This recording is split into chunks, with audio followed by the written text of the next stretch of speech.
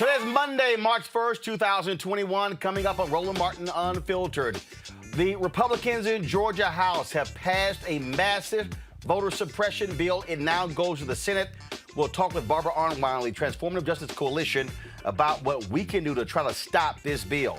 Speaking of voting bill, Congress, they're going to soon be debating a federal voting bill that could pretty much stop what's happening in Georgia and other states. It is priority number one for Black America. We better understand it. Also, we'll talk about the various vaccines, including the new one from Johnson & Johnson, with a ranking member of President Joe Biden's COVID task force, Dr. Cameron Webb. Jackson, Mississippi, they have not had water for more than 10 days. We'll be joined by Mayor Chokwe Lumumba to talk about what's going on in that city. Plus, in Minneapolis, they have scrapped this plan to hire social media influencers to spread positive messages in advance of the Derek Chauvin trial, which starts next week. Also, folks, today's crazy-ass white person comes to us from UCLA. What an idiot. Plus, the benefits of high-intensity fitness training in our Fit, Live, Win segment. All right, folks. We'll also remember Irv Cross and Sheila Washington, two African-American pioneers who passed away. It's time to bring the funk on Roland Martin Unfiltered. Let's go. He's got it. Whatever the biz, he's on it. Whatever it is, he's got the scoop, the fact, the find. And when it breaks, he's right on time and it's rolling. Best believe he's knowing. Putting it down from sports to news to politics. With entertainment just for kicks, he's rolling.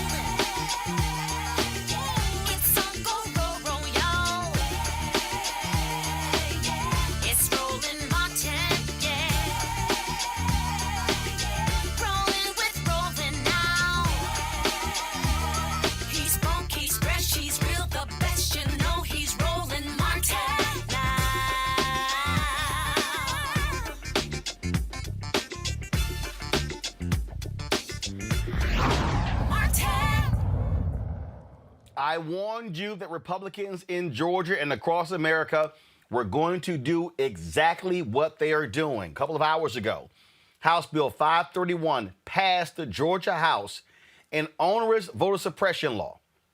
It does a number of things. Stops Sunday voting. Pretty much stops all absentee voting.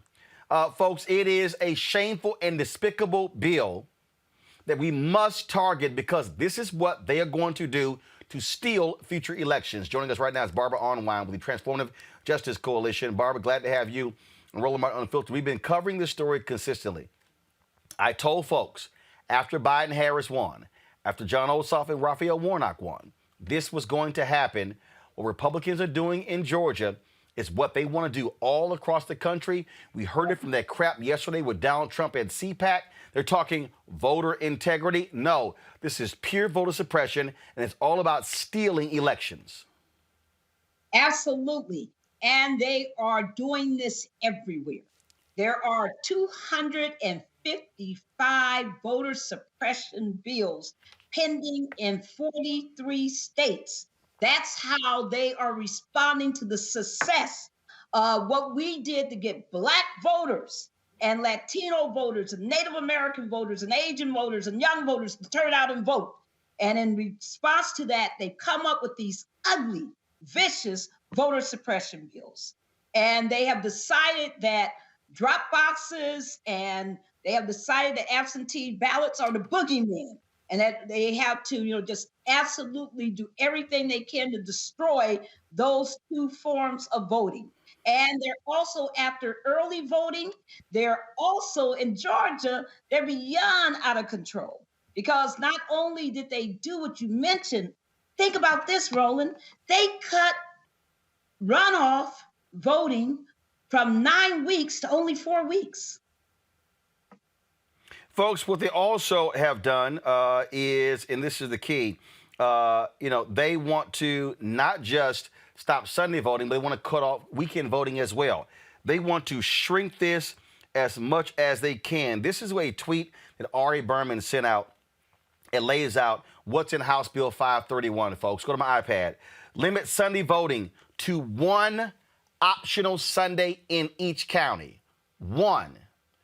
reduce ballot drop boxes by requiring them to be located inside early voting locations. What the hell? Well, you Require know- a driver's license number, state ID number, or copy of photo ID to vote absentee. Sets a deadline, y'all, look at this one. Sets a deadline to request absentee ballots 11 days before Election Day. Disqualifies provisional ballots cast in the wrong precinct. Ban outside funding of elections from nonprofit organizations. Prohibits governments from mailing unsolicited absentee ballot applications. Creates instant runoff voting for military and overseas voters. Schedules runoffs 4 weeks after Election Day rather than the current 9 weeks. Prevents, y'all, this is how bullshit these people are. Prevents free food and drinks for voters waiting in line to vote and restrict early voting buses to emergencies. If y'all want to understand how sadistic and pathetic these people are, they literally are saying you can't pass out water. Remember, this all started during the runoffs. When we were there on the ground, as you know, Roland, I was there. I lived in Georgia for 2 months, did nothing but work with all those great groups like Helen Butler's, Georgia Coalition for the People's Agenda, and so many other great groups, including Latasha Brown's Black Voters Matters. And we saw this where all of a sudden, because people were grateful to get some help after standing in line for 2 and 3 hours, they were grateful to get some kind of food, some kind of assistance. And what Sperber did right before the elections, 2 weeks before, he said, I'm gonna put all y'all in jail for helping people in line. And it was a really ugly threat. And I had to explain to a lot of the groups that there was no legal basis for it. And that's why they're coming up with this law now, is to consolidate his threat. And people get this wrong. They think that somehow because Raffensperger would not lie about the vote count, that he's some kind of liberal. That's just not true. This man absolutely came up with a whole lot of ugly voter suppression rules during the time that we were there for the runoffs and during the general elections. People got to understand that, in Georgia, you got this long, vicious, ugly history. Remember, they lynched Maceo Snipes in 1946 for voting. Remember that they killed and assassinated people down in Early County 100 years ago for voting. People forget that in Georgia, they still have to this day, Roland, to this moment, what they call blacklists by employers for Blacks who vote. And who vote as they think too progressively, and they prohibit them from being employed in several counties down in southern Georgia. Let's not get this twisted. This is really a long, vicious history, and it's being manifested now with these new laws. Now, remember, we've seen this before. We saw this with the monster bill back in North Carolina, in 2014 and 15. And we will see this again everywhere where we're fighting. But I want people to understand that the number one thing that we have to do is to fight back. We can't sit back and just say, well, they're going to do what they want to do. They're going to be all racist and mean, and there's nothing we can do about it. Yes, there is. And there's a lot that we need to do, urgently about it. So what are you calling on folks to do? I am calling on people to immediately do a couple things. If you're in Georgia, it's not over yet, right? They got to go to crossover. They got to reconcile all these ugly bills. They got, several of them in the Senate. On the Senate side, they got this crazy omnibus bill coming out of the House. And so there's still time, if you're in Georgia, to call your reps and raise a whole lot of sand about this and make sure that they know that it's opposed. We need you to do that, by the way, because at some point this has to go to litigation if they pass, some of this evil stuff. They've already withdrawn a few of them, but we need to really fight this new wave. And what we want to do is make sure that people complain. That's first. But secondly, and more importantly, is we've got to talk to these Democrats in the House of Representatives, the U.S. House of Representatives, those on the Capitol, in Congress. We got to tell them, and we also got to tell those senators that they must pass the John Lewis Voting Rights Act. Remember that if you had the Voting Rights Act, if Section 5 was in full effect, none of this could happen.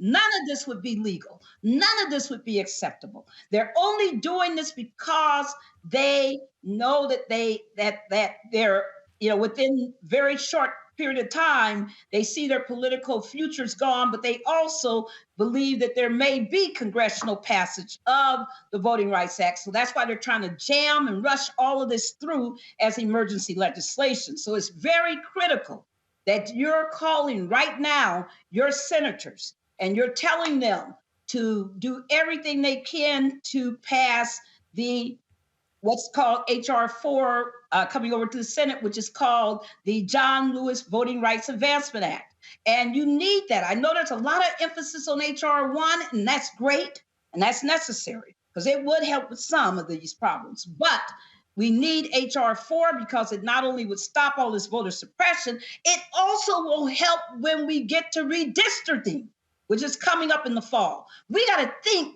strategically, long-term, and very well. But at this point, unless the Dems and others in the Senate, take steps to not make sure there's no filibuster, the John Lewis Voting Rights Act, unless we do that, we're going to be in these battles for years in every single state in the union. 43 is almost all of them. So we need everybody on board. Don't sit back and think that you don't have a dog in this fight. Don't think every one of you got a senator. Every one of you have a voice. Every one of you can call that hotline, that congressional switchboard at 202-224-3121. That's 202-224-3121. All right, Barbara Arnwine, we surely appreciate it. Thank you so very much. Thank you very much. All right, folks, let's go to my panel. Dr. Julianne Malveaux, economist, president emerita, Bennett College. Eugene Craig, CEO, Eugene Craig Organizations. Michael Brown, former vice chair, DNC Finance Committee. Eugene, I want to start with you. Guess who's real quiet, Eugene? The trifling-ass black Republicans from Georgia. Where's Elvita King? Where's Angie Stanton? Where's Vernon Jones? Where's Bruce Lavelle? Where's sorry-ass Paris Denard? Where's little punk-ass C.J. Pearson? Where are all these little black Republicans running their mouths? They're not saying anything about this. Well, you shouldn't reasonably expect them to say anything about it. They aren't going to take hard stances on black issues. They aren't going to take hard stances on anything outside of what's going to get them more clout and more dollars from white conservatives. I wouldn't be shocked if you saw some of them come out and actually take a stand in support of this atrocious bill. That's their stick, that's their grit, that's how they make their money, that's how they stay relevant. It's either that or them infighting amongst themselves. It is clear, Julianne, what I have been saying, and every time I talk to some of these people, oh, no, I've spoken as an individual. No. This is where you should have black Republicans as a collective speaking nationally, calling this out, like Colin Powell did when he went to North Carolina a few years ago, when he called out the governor of North Carolina to his face in a public event for a voter suppression bill.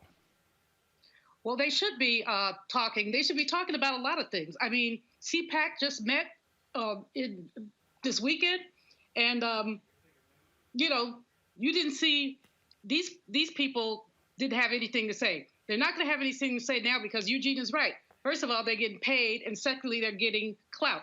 So they are basically, for lack of a better word, kiss the white man's behind. And I could say that better, but that's what came out. Kissing, basically acquiescing. Now, they all claim they believe in the vote, the free and fair elections, but those provisions that you laid out that Barbara Arnwine went through with you, none of that is free nor fair. What is wrong with giving somebody a bottle of water after they've been standing in line for a couple of hours? or a protein bar. There's nothing about that that's wrong, except for the fact that you want to wear people down so that they are too tired, too thirsty to stand in line anymore. You want to run people away. And that's what they've been doing, discouraging voters. Georgia is the worst, but as Ardenwine said, there are 43 states. So we really want to know what those states are and what their provisions are. But if they use Georgia as their playbook, we're going to be in trouble all over the country. Michael, this bill, if passed, is going to put pressure on Dems in Washington, namely Sinema and Manchin, to get off their asses and stop opposing the filibuster. You're not going to get 10 Republicans in the Senate to support the John Lewis Voting Act. Not any of those trifling-ass Republicans who would ride down to Selma with John Lewis and take pictures like they want some kind of Negro field trip and oh, how great things were, and they come back to D.C. and do nothing. Senator Tim Scott doesn't have the guts to stand up and fight for black voters and tell his party what they're doing is wrong. Absolutely. Ms. Arnline was exactly right. And you're right. Senator Manchin and Senator Sinema should not be given a pass for a bill because they claim they're moderate. And, we have to take advantage of this opportunity because who knows what's going to happen in 22 with other kinds of elections, whether they're stolen or not, or whether these voter suppression laws pass. Ms. Arnline, again, is exactly right. HR 1 is extremely important, but HR 4 is it's the ball game. This should, frankly, the John Lewis law. I know it wasn't the John Lewis law bill before this, but it really should have been passed a couple of decades ago, and had the opportunity during the Clinton administration when you had the House and the Senate. I have to say, even the Obama administration in 08, or in 09, when you had the House and the Senate. So we've had several opportunities to try to get something like this kind of bill passed, and now it's on the doorstep again. And the junior senator from Arizona and the senior senator from West Virginia should not be given a pass. Yes, you're right about the filibuster. On something like this, the filibuster has to be eliminated. Eugene, the Supreme Court is going to be taking up another voting rights case dealing with Section 2. They likely are going to gut that. If Congress does not pass this bill, Republicans are essentially going to guarantee themselves a free run for the next 10 years or longer. I don't know what the hell these Democrats think they're doing. I don't know how in the hell they think they're going to be able to hold on to the House and the Senate majority in 2022 if they do not pass a major voting bill. You got to pass the major voting bill. The right to vote, the right for people to choose who their elected officials are, who their leaders are, who the folk in power are, is a sacred, should be protected right. And look, I think this should have been priority number 1 on the agenda. You can walk and chew gum at the same time. And, look, HR 1 is important. HR 4 is more important, as Michael said. But the thing is this. You got to drive it through, and the filibuster has to go. The filibuster cannot be a stopgap, a hard break to good legislation anymore. It's an antiquated relic of the past. It's been used to stop or try to prevent good legislation pass.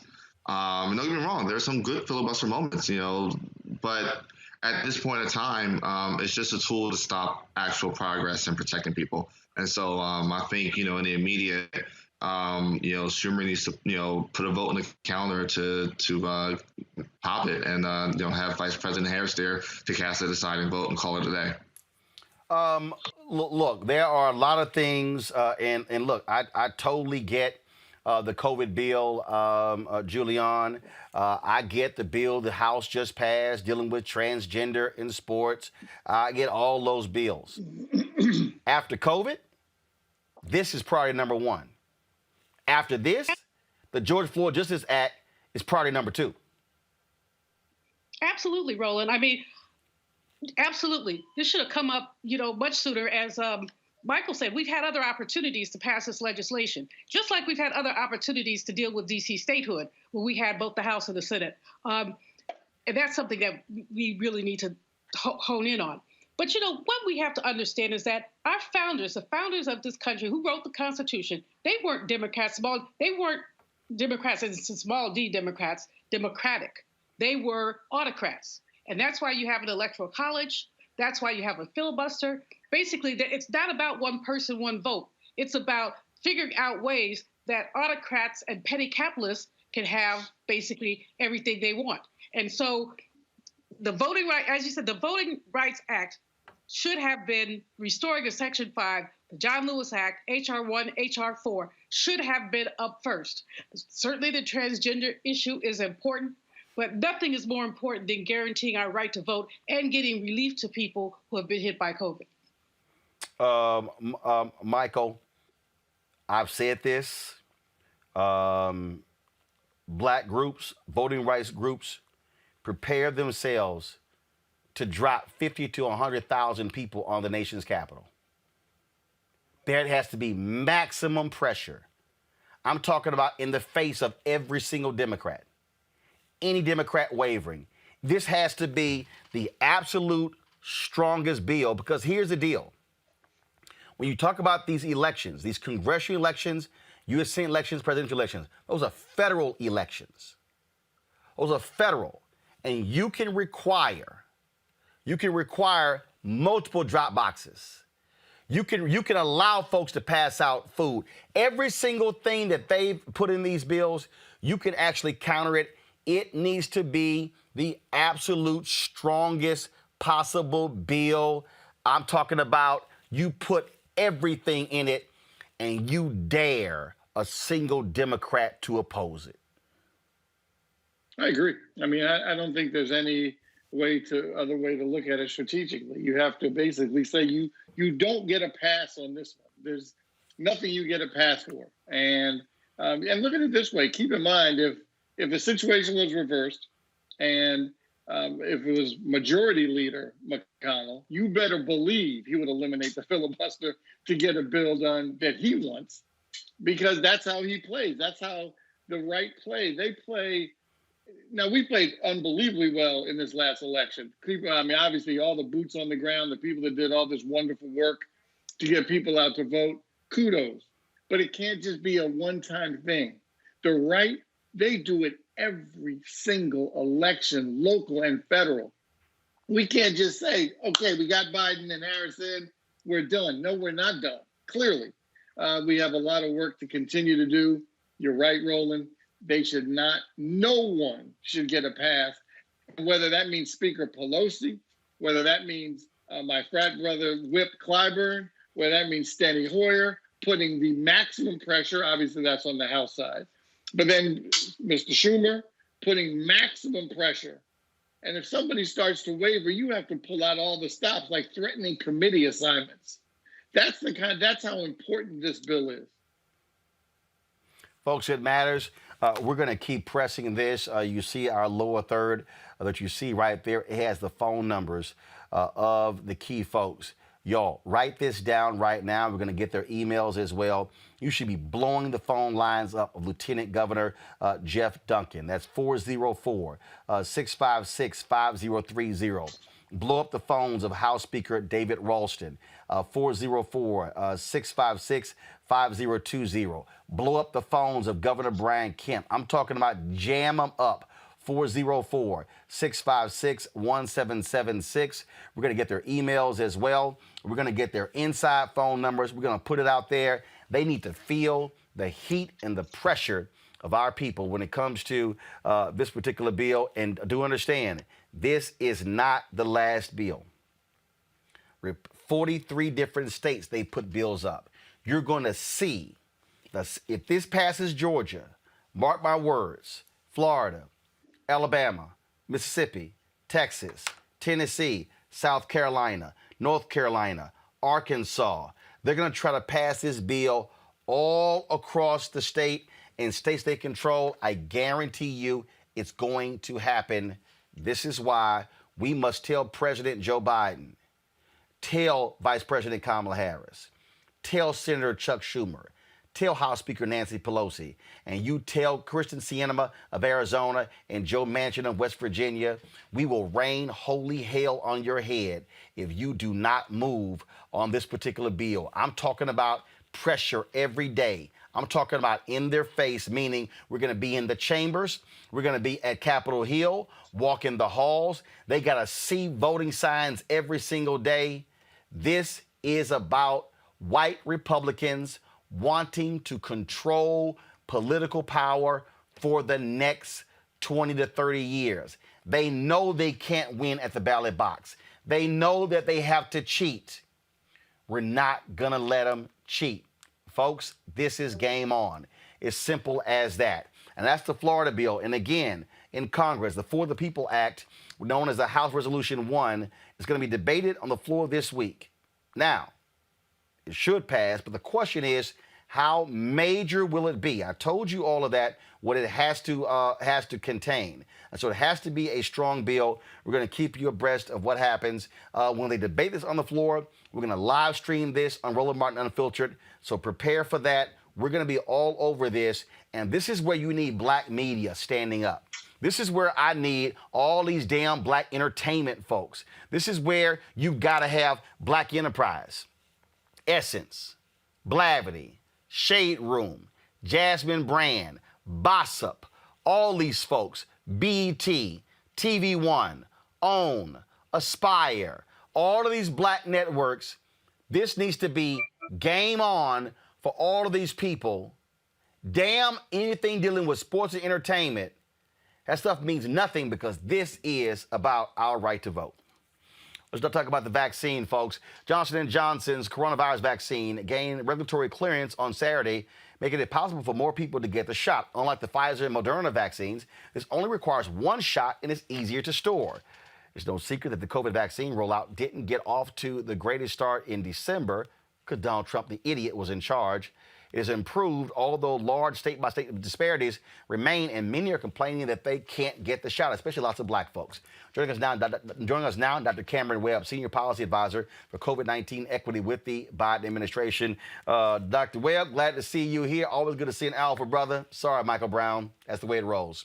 Cameron, let's get right to it. One of the issues that we still continue to see, black folks, I'm here, not shots being administered in largely black areas. I was talking on the phone to somebody, Texas Southern University in Houston, shots are being administered. Shots being administered to Walmart on the south side of Chicago, 10 black folks in line, everybody else white. And so what is being done to get the word out, to let black folks know where shots are being given, how they can get in line, how they can access it? Well, first of all, thanks for having me. You and I, we've had this conversation about how important it is to get the word out. And right now, we're keeping track of exactly where we are in this process, who's eligible to get vaccinated, and making sure that they know that it's their turn. That's kind of the message that we've been giving folks, is make sure you get vaccinated when it's your turn. So kind of to that end, there are a couple of things that we're doing. The term vaccine hesitancy has a couple of different flavors. One is vaccine confidence, and the other is vaccine convenience or access. So on the confidence side, yes, there's a public education campaign that we're launching this month, actually, now that we're in March. And so that's going to be an important dynamic. And again, you and I have talked about how important it is to make sure that black media is involved in that effort. We've got to reach out through the channels where people are listening. And so we're going to make sure that that's a priority. The other side of it, that education campaign, is making sure that we're reaching people with trusted messages from trusted messengers. And we do that both, through paid media, but also just through those normal relationships that exist, making sure that the community organizations and those trusted messengers across our communities have the best information possible.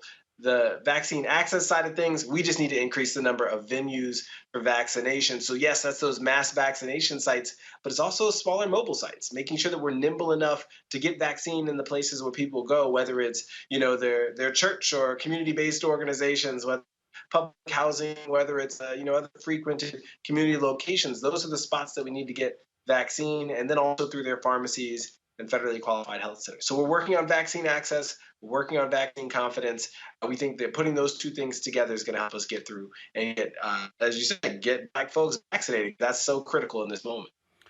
We are seeing an increasing number of folks take it. The other day, Dallas County Commissioner John Wiley Price took the vaccine and made it perfectly clear why it's important to counter the conspiracy theories and the people out there who are saying don't take it. Tom Joyner took his shot last week as well. So there are a number of African Americans out there, especially black men, who are encouraging folks to take the vaccine.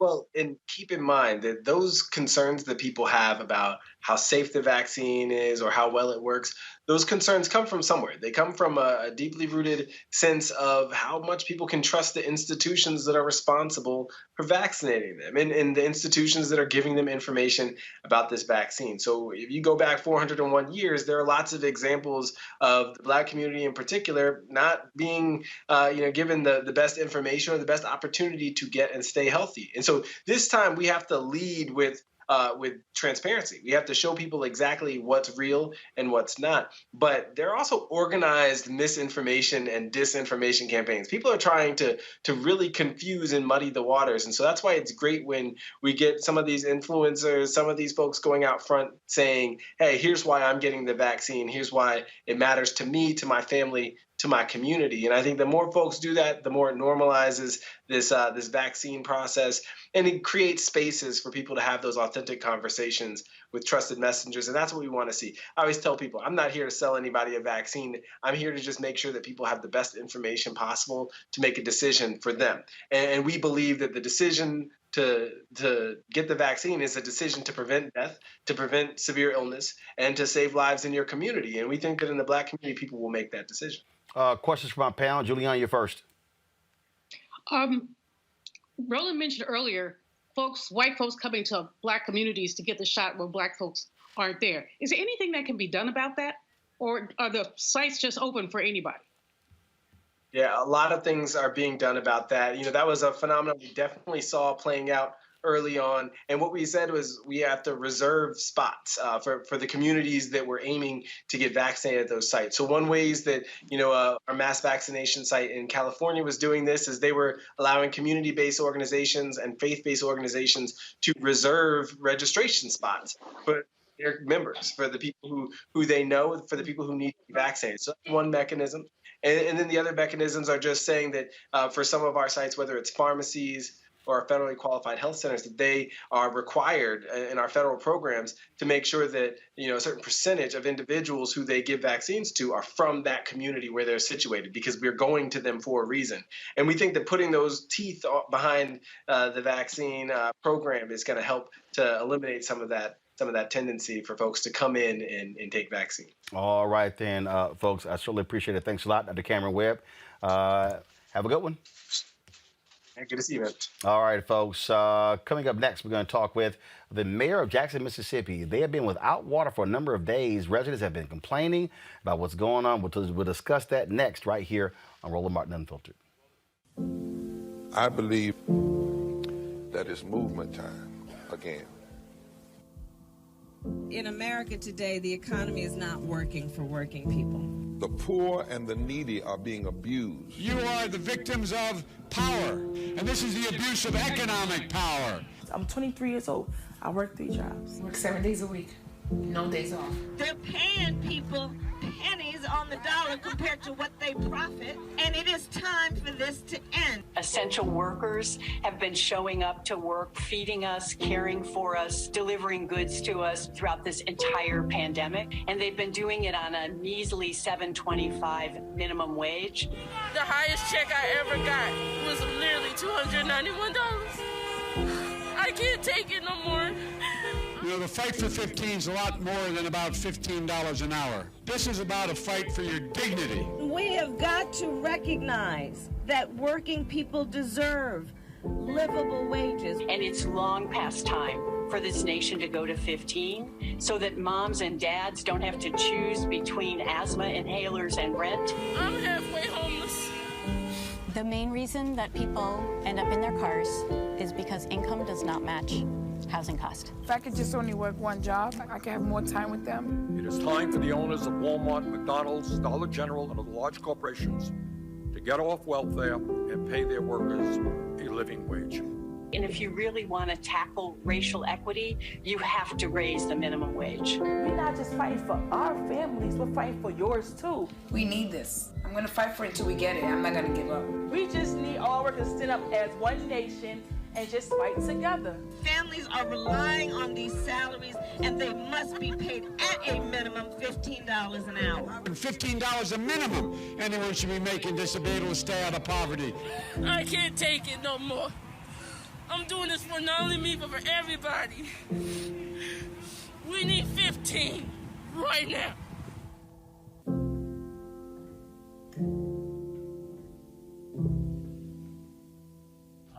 This is Diala Riddle. What's up, y'all? I'm Will Packer. I'm Chrisette Michelle. Hi, I'm Chaley Rose, and you're watching Roland Martin Unfiltered. For more than 10 days now, half of the residents of Jackson, Mississippi have not had running water. Officials said a majority of the city will see water restored soon, but caution there may be further delays because of water main breaks. Joining us right now is the mayor of Jackson, Mississippi, Chokwa Lumumba. Doc, how you doing? I'm doing well, Roland. Happy to speak with you and your listening audience. Folks were sending me tweets over the weekend. So what's going on? What caused this? The fact that we don't have a weatherized water treatment facility, which would have been millions and millions of dollars of investment to do so. During the winter storm that we suffered a couple of weeks ago, it led to the collapse of our mechanics in our water treatment facility. Valves froze, the screens of the portion of the facility which the inception of water comes in was complicated, and it brought down the PSI to about 37 PSI, and it takes about 90 PSI in order for water to distribute all across the city. People were still consuming water. It drained the reserves and the tanks. And so essentially we have to start over from scratch in filling tanks and distributing water across the city again. The prolonged period of time in which the winter storm stayed around the city also made it even more, it complicated the problem even more. So we saw the same similar issues in Texas where they were impacted due to the cold weather there. Was this on the city? Was it on private folks? Is exactly, whose fault is it? And what break a resident is going to get are the water bills, in terms of what is happening there. Also, are you also telling them to boil their water? I mean, so really what's happening with the folks who do have access to water?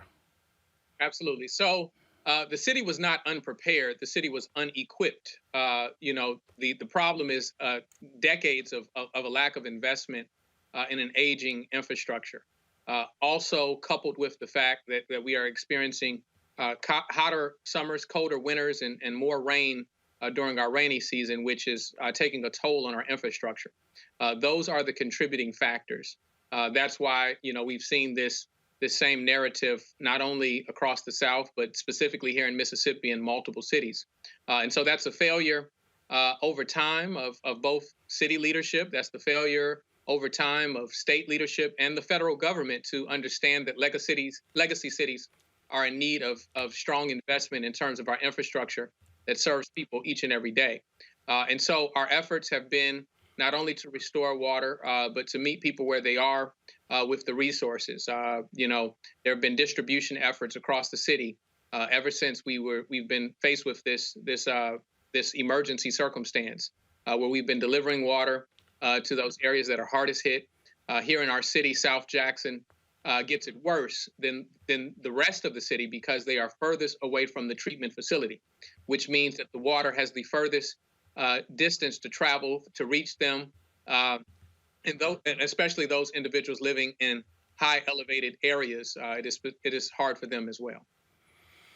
So it's been 10 days. When you say restore soon, what does that mean? Next few days, a week, 2 weeks? Well, the way that the system is structured, it doesn't give us an update like updating our phone, where it tells us an estimated time in which the update will be completed. What we can know now is that we are towards the end of our journey because we know that people at the furthest point for which we deliver water Many of those residents are starting to give us reports that they are seeing restoration of their water. But that requires consistency in the pressure that we are issuing.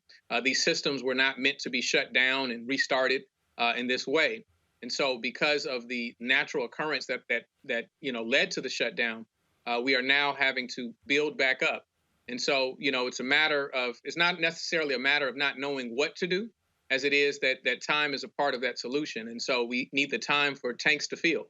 We need the time to balance the pressure and those issues that are competing issues and the domino effect that we suffer at an event like this. All right, then. And Mayor Chukwulumuma, we certainly appreciate it. Thanks a lot. Thank you. One of the things that this reveals, Michael, what happened in Texas, what's happening there in Jackson, Mississippi, is that these very basic, fundamental things that citizens take for granted, it's amazing what happens when things start acting up. Things like water, electricity, heat. And you hate to look at everything being political, but you kind of have to look at it that way. Red states like deregulation. They like companies and power companies and water companies to be able to determine exactly how they winterize, if they're going to winterize at all, how they're going to do bills to the consumer, whether they're going to adjust them upwardly. There's so many different ways, and it just happens to be consistent in red states. We have all this deregulation. So then when Mother Nature and God comes in to create an event, as the mayor just said, it's not that they weren't equipped. They weren't equipped or weren't prepared. I forget what he said. It just made a lot of sense. And that's what's happening in these red states where governor after governor after governor keeps deregulation in place so these companies can do whatever they need to do. When tragedy hits, they're not ready. It was interesting, Julian. I saw this one story that said that the deregulation of electricity in Texas cost residents an additional $28 billion. To me, that's sort of like a poster, a meme that anybody needs to distribute anytime Republicans start yelling deregulation. And that's not the case that happened here in Jackson. But again, part of the issue that we face is that basic fundamental things, when all of a sudden, when something happens, oh my God, people go crazy. But this is why you have to pay attention to infrastructure, water, electrical grid, bridges, very basic fundamental things that Americans, we love talking about technology and apps and stuff like that. No, it's the basic stuff that when you lose it, you lose it. Well, Roland, our infrastructure, our national infrastructure is crumbling. As you mentioned, bridges, about 10% of our bridges could fall anytime. You look at water supply. We saw it in Flint, now Texas, now Mississippi. Any state can have this kind of problem. We look at the quality of our schools. We get a D- according to the American Society of Civil Engineers, a D- on the quality of our schools. And we could go down the list. Deregulation is part of the problem, but the other piece of it really is spending government dollars on infrastructure. Now, that man who used to be the president campaigned on infrastructure, but nothing happened to infrastructure in those 4 disastrous years. Now, hopefully, President Biden will take a different approach. Federal dollars need to be joined with state dollars, and in some cases, local dollars, to provide basic needs. You're talking, like you said, water, electricity, gas, all the basic things that we expect people to have. I mean, when you looked at Texas last week, when you looked at those lines and everything else, reminded you of a developing country, not the United States. And when you look at Mississippi, saying people haven't had running water for days, I mean, again, that reminds you of a developing country. When I went to Ghana a couple years ago, somebody told me to bring my own bottled water. So I put a case of water in my suitcase. And, it lasted me a week. That was good. But I'm just saying, you expect to do something like that in a developing country. You don't expect to have to do something like that in these United States. So our government, our national government, has been neglectful. And so Brother Lumumba, when he talked about not being unprepared, how could they prepare with a crumbling infrastructure? Eugene, as I keep saying, it's the basics. It always comes back to the basics.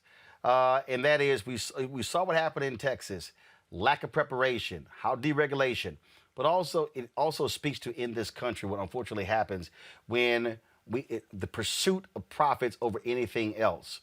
That's one of the reasons why you don't have the federal funds going towards infrastructure, because folks are like, oh, no, no, no, that's wasteful spending until you need it. Then they go, why wasn't it fixed? Because you idiots called it wasteful spending. And I agree with you, especially in the broader context of infrastructure spending. But I think, in particular, in the situation in Jackson, I think if we're keeping it the buck, there's a reason why the city council is fighting with Mayor Lumumba right now over this very issue. And it's not because of federal funding, it's because of the mayor's not providing proper leadership on this.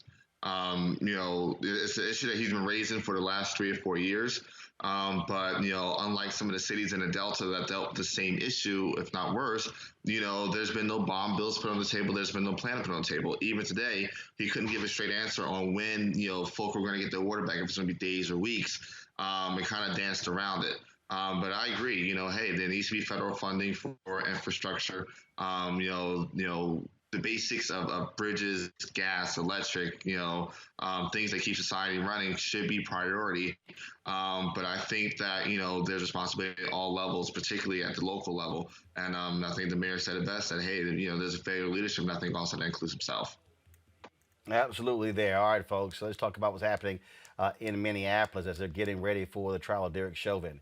They're scrapping an idea to pay influencers to spread positive messages on social media during the trial of Chauvin, the ex-police officer who killed George Floyd in May.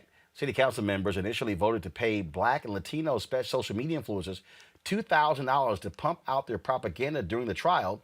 But after feedback from the community, city officials announced they will no longer move forward with the strategy. Instead, the city plans to hold weekly meetings with neighborhood organizations and send emails with information about the trial and community resources in hopes residents will stay calm no matter the verdict.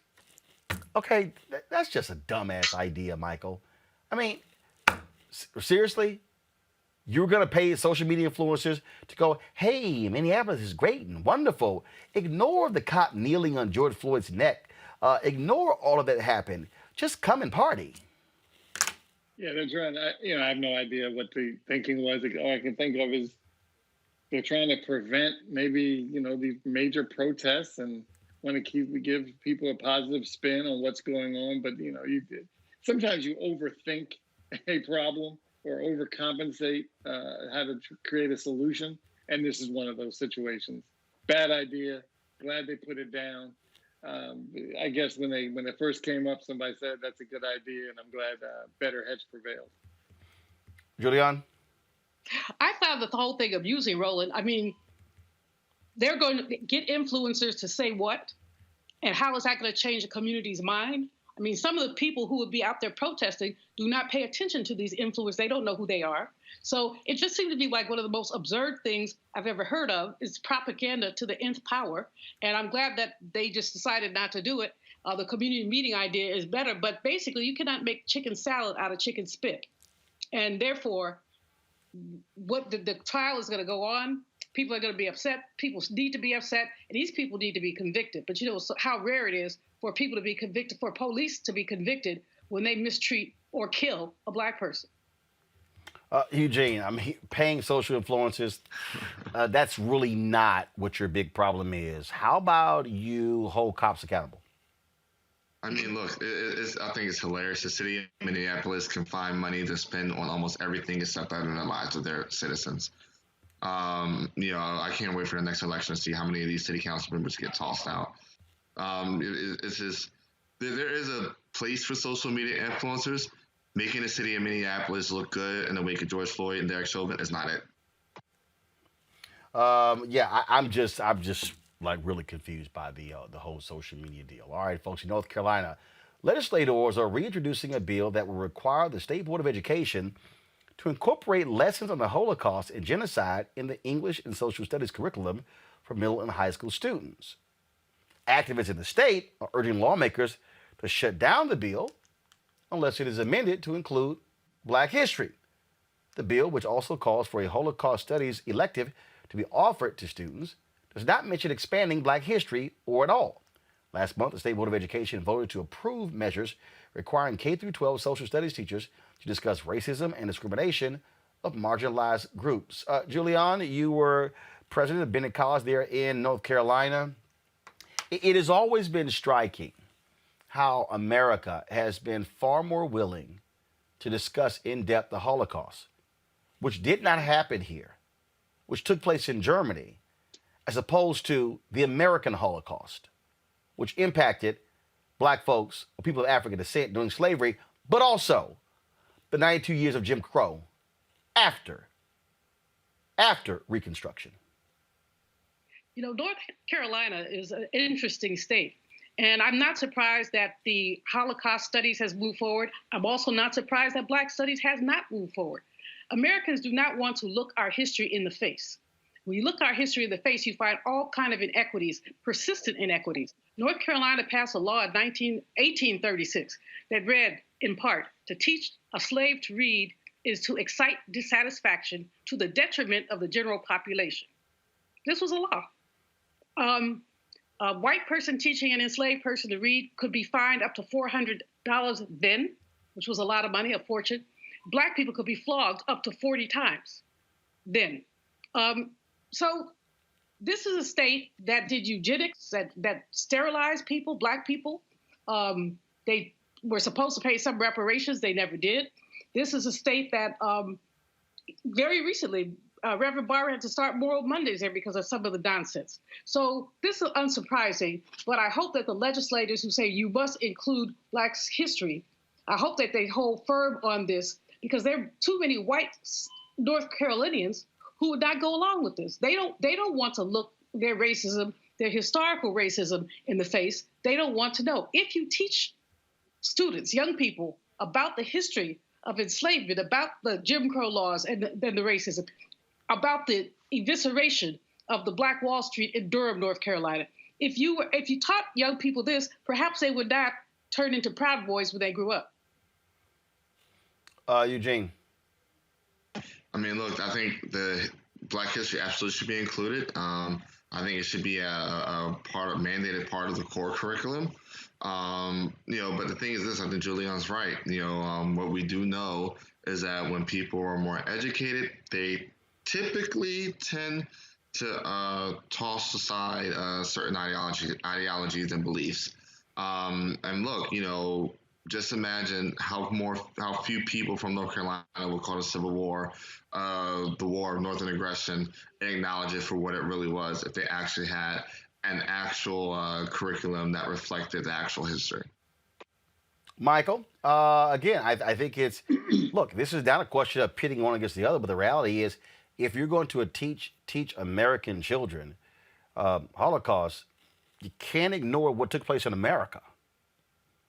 Absolutely not. And, it's interesting, and Eugene and Julianne laid it out perfectly. There's not much more I can add, except it'd be interesting if a young white child learned that a Black person was 3/5 of a person. You kind of intuitively say, wow, what does that mean? Why did they do that? Which will give you some other historical perspective. How about during Reconstruction? All the people of color, Black folks that were elected to office all around this country, because obviously people were able to vote and had a different time period than in between slavery and Jim Crow, as you laid out.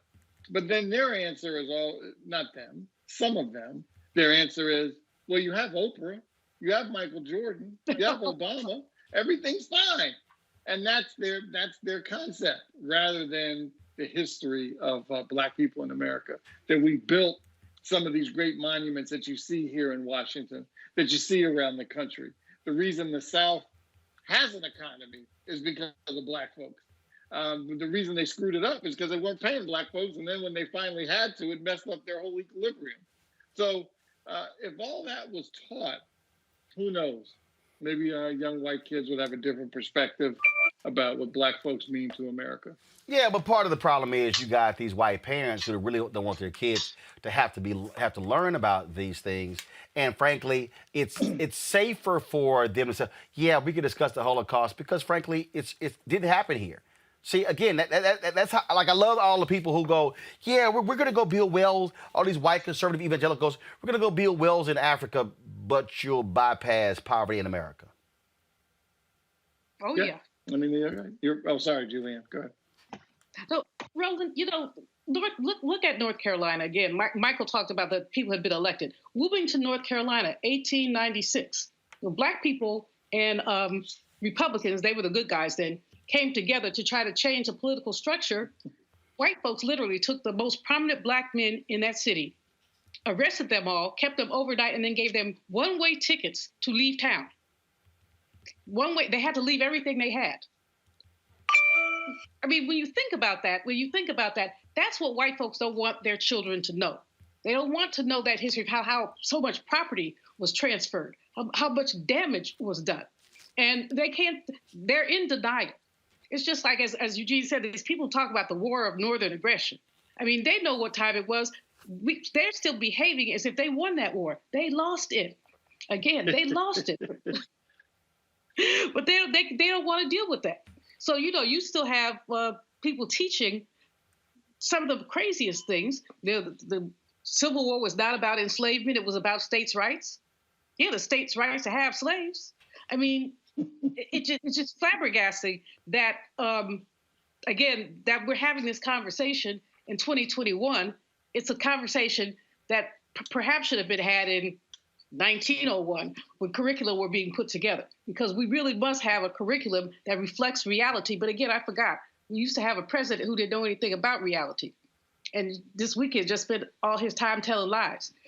So truth is not a core value in this country.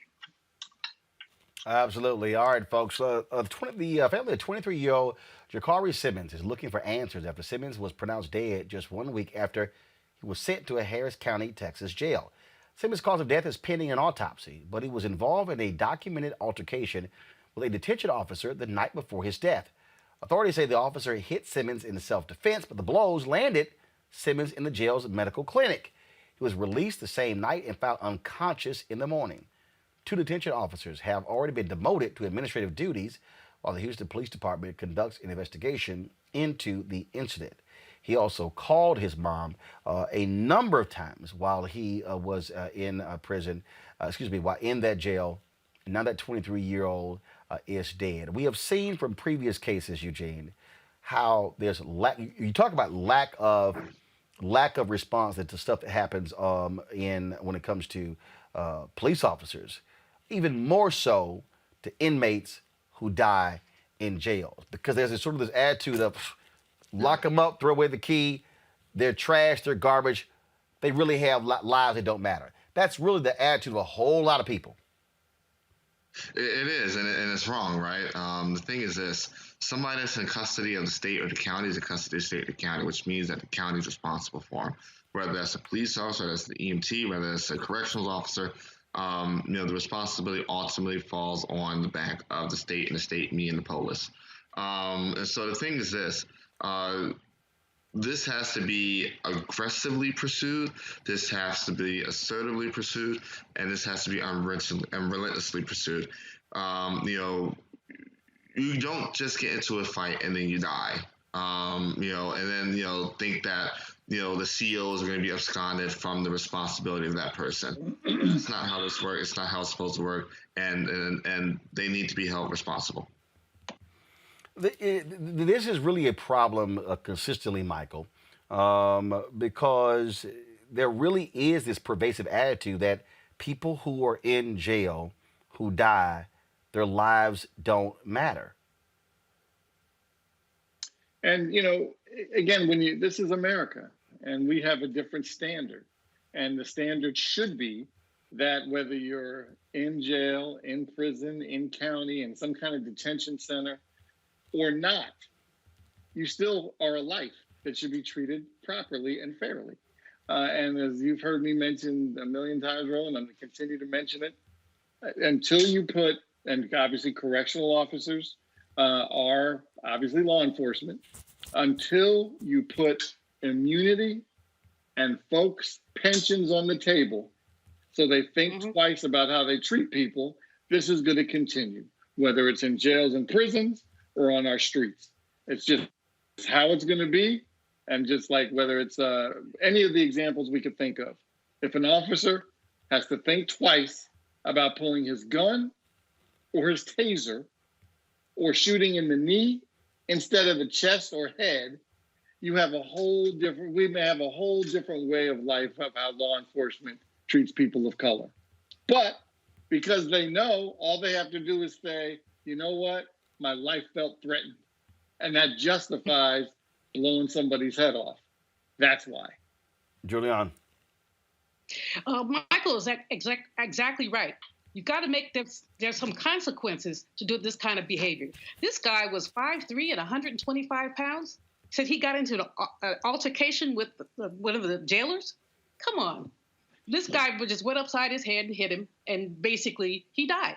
And that person should not be pulling a check, should not have a pension. Not only that person, but let's talk about who's in charge of that jail and what their role is and action is. See, because these things don't happen. We hear about the guy who was killed, who died, but we don't hear about the other, I don't know how many, who had altercations, who were hit, who didn't die, but they were still brutalized. And we don't hear about that. That's what we need to know more about. Yeah, well, it is really sad, and hopefully we can get some real answers to what is taking place with this story. All right, folks, got to go to a break. We come back, more on Roland Martin Unfiltered. Can he see me? Yes. Can he hear me? It is great to see you, Madam Vice President. Victor, it is so good to see you. The history making that you are doing, we are so proud of you. It is great to talk to you. Welcome to the International Space Station. As we think about the history that you are making as the first African American to be on the International Space Station for a long duration of time, I want to ask you, as you are in the process of making history, how do you think of those upon whose shoulders we stand and how they have inspired your work? Actually, I think about that piece often. You know, all 7 of us up here are a part of an amazing legacy of human spaceflight. Everything every astronaut or cosmonaut has ever done has led to us being here now in this special time.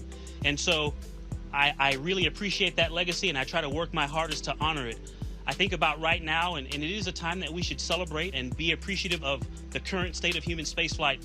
But really what I'm most excited about is the future of human spaceflight and the fact that this is going to be the future. This is what we're going to do for the foreseeable future. And so making sure that, yeah, that was a first, but it won't be the only time that that's happened. We want to make sure that we can continue to do new things. My mother would say to me, Kamala, you may be the first to do many things. Make sure you're not the last. So I understand you recently got some fresh air because you went on a spacewalk outside of the space station for the first time.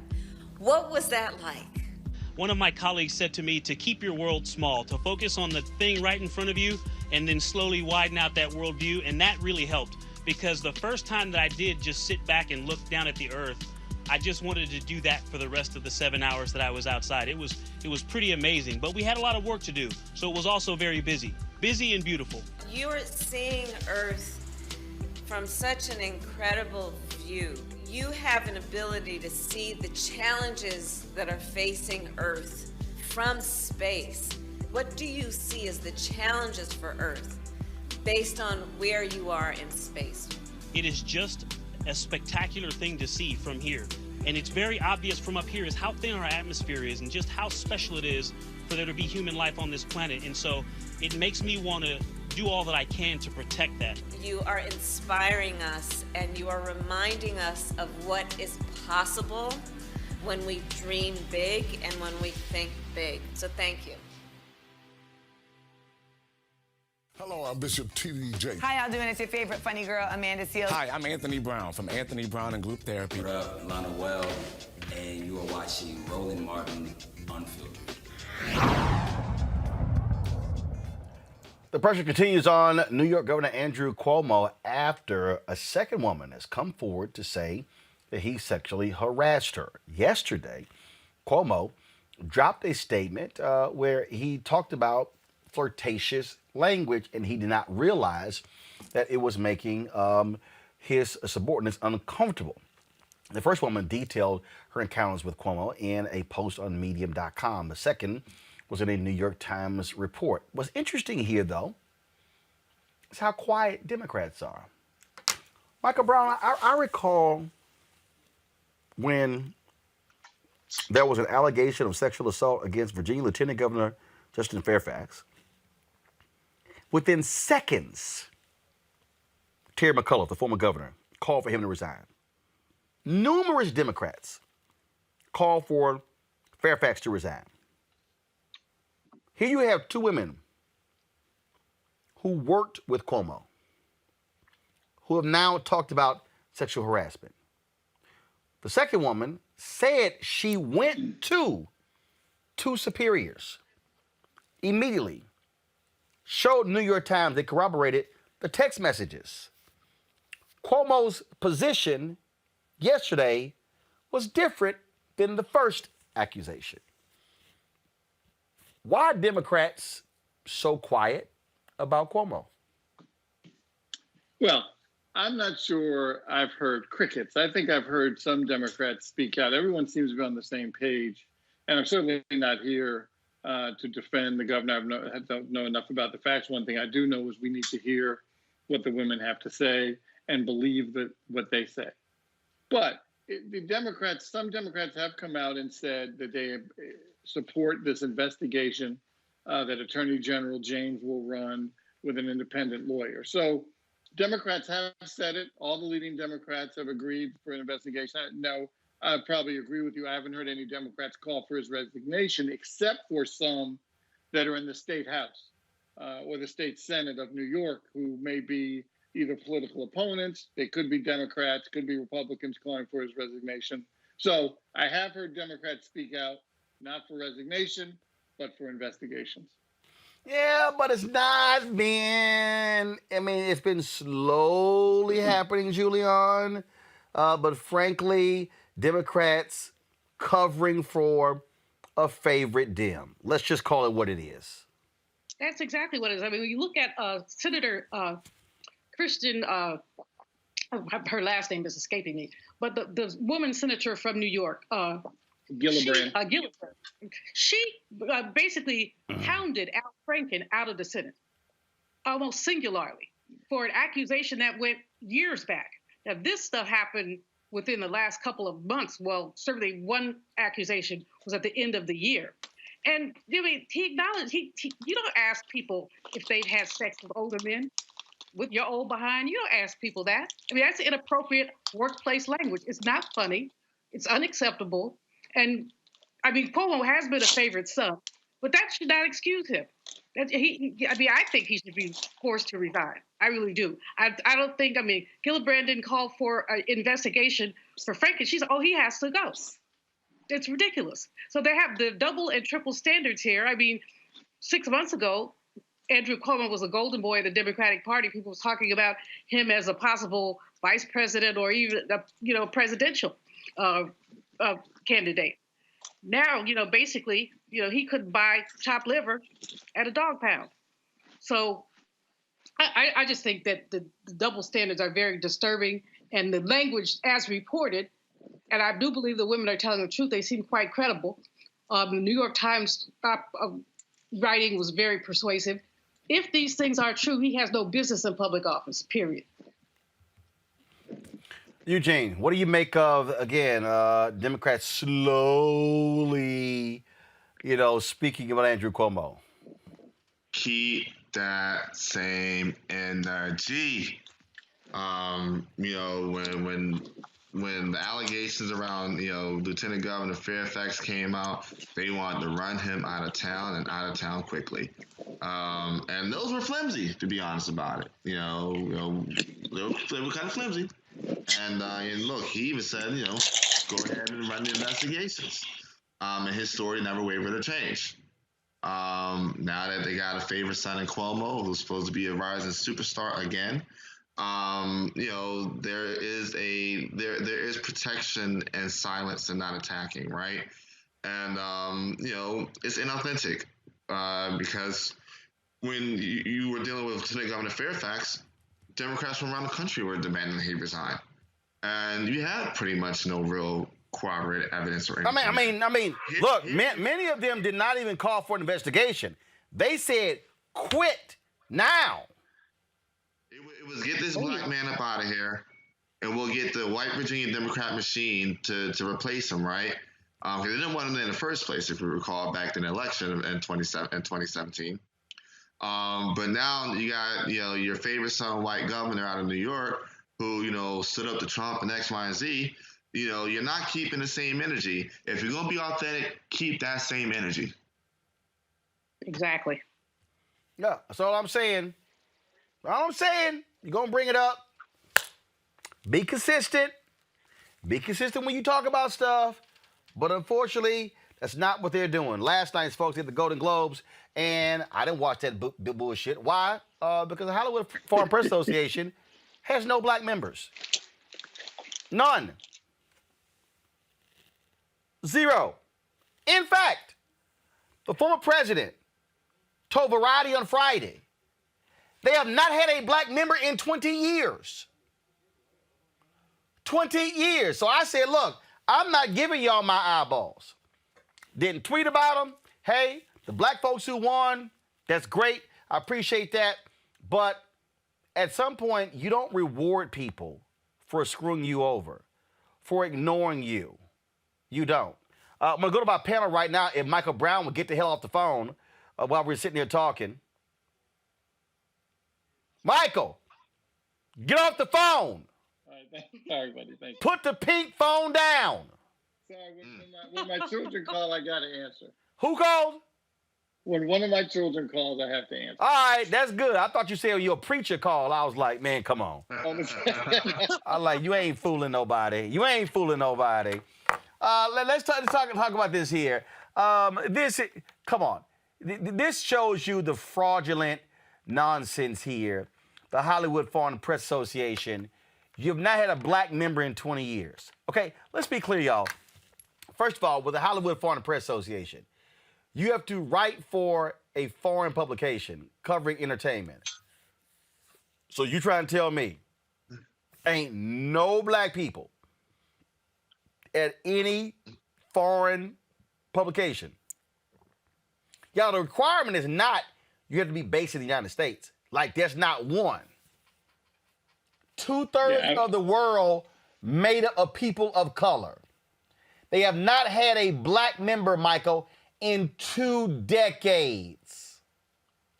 I mean, obviously, it's a disgrace. What's the? Isn't there a African American woman that's head of one of the award shows? Well, no, she used to be head of the Oscars.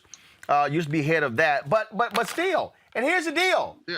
NBC pays the Golden Globes or the Hollywood Foreign Press Association a whole lot of money to air. Yeah. This is where I believe there needs to be diversity writers placed in these contracts. So just like you have some actors who said they're going to sign diversity writers that to work on a movie, the crew has to be X percentage diverse. Guess what? That's what should happen when it comes to this. There should be, say, Hollywood Foreign Press, yo, you ain't got black members, we're going to slap you with a serious penalty and cut the fee we pay you because of that. Yeah, I mean, it's a disgrace. I mean, I don't know what, especially, and you mentioned, obviously the demographics of the planet, but also just the demographics of Hollywood. It's not just white men running things anymore. You have women, you have Black, Latino, Asian folks running things. So it's just interesting that they're not looking as Hollywood, as diverse and lefty as they are, have not taken the steps relative to executives looking like their members. Julian, I love these people who was like, oh no, hey, we didn't even realize there were no black members. I mean, we just didn't notice. That's just hilarious. And they know better. They know better, but they're not going to do better because nobody's going to make them do better. And that's why I like your idea about the contracts. I like the idea about saying, if we're not going to broadcast you unless you have this percentage of diversity. of Black folks, of Asians, Latinos, it makes no sense at all. But this is how deeply entrenched racism is in this country and how acceptable it is to be racially exclusionary. Now, many of those folks will tell you they're not racist, but it's okay with them. So if you walk into a room and it's all white men and you don't say anything, you've co-signed that. And that's what you have all these people doing. They're so happy to get their awards that they're not paying attention to the composition of the institution that's selecting the awardees. That's where basically looking at the big picture comes in. Eugene. Look, I'm gonna tell you my position on this. And this harkening back to a conversation that took place on Clubhouse like 3 months ago with like 21 Savage and Measy and crew. We can't keep waiting for these white organizations to either give us a seat at the table or acknowledge us. I think it's about time that, we have to have our own award shows. We have to have our own organizations. We have to have our own associations because, we at the point where we just got to build our own table and then extend it and create seats for folk. Because if the foreign press that runs the Golden Globes can get away for 20 years of not having a Black member, who knows what else they're going to get away with. And look, in the age of 2021, there's way too much access here. There's way too much bandwidth where, we can't build our own award shows, our own acknowledgments, our own platforms to acknowledge Black arts, Black creatives. And I think that's the trajectory we should go on. I think it's great to force writers within contracts, hey, maximize the leverage, maximize the check. But I think at the end of the day, we're going to keep, until we build our own and acknowledge our own and add value to our own, we're going to continue to keep running into this, whether it's the Grammys, whether it's the Golden Globe, whether it's the Emmys, whether it's the Oscars, whether it's the MTV Awards, whatever. Because we have no control, and we're essentially, going to continue to have to keep begging for crumbs when we can beat a whole loaf. Well, you're absolutely right, and I think it shows you again the nonsense that we hear from these folks. It sort of sounds like the people who say we can't find any Black board members, we can't find any Black executives, we can't find any Black law firms, we just can't find any Black people, and it's just, and again in 2021. And my whole deal is like, you got to call it what it is. And that's why my piece is you slap them with some serious fees and penalties. And I just made a point that, that's why, I was not going to reward them with my eyeballs. I mean, I was just, was not going to happen. It's not going to happen. And look, I agree with you. I didn't watch, I didn't tune in. I heard, Chadwick got a posthumous award. That's great, but they weren't getting my viewership and weren't getting my attention. And there was a lot of folk like that. And I'm pretty sure ratings dropped as they have been year over year.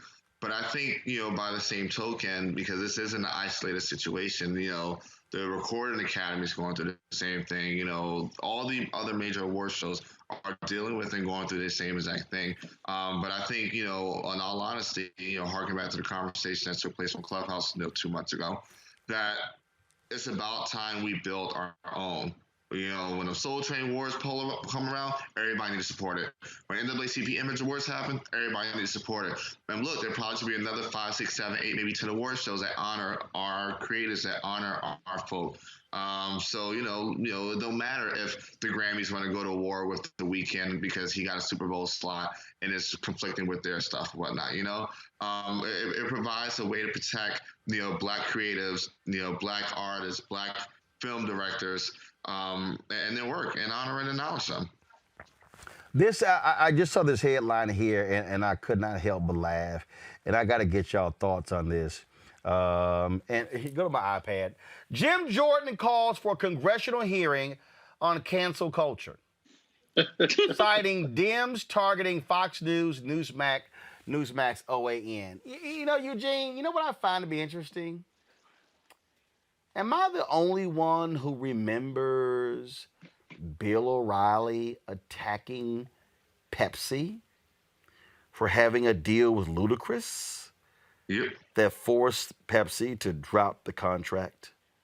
Yep. Dude, I recall a number of campaigns from conservatives. I mean,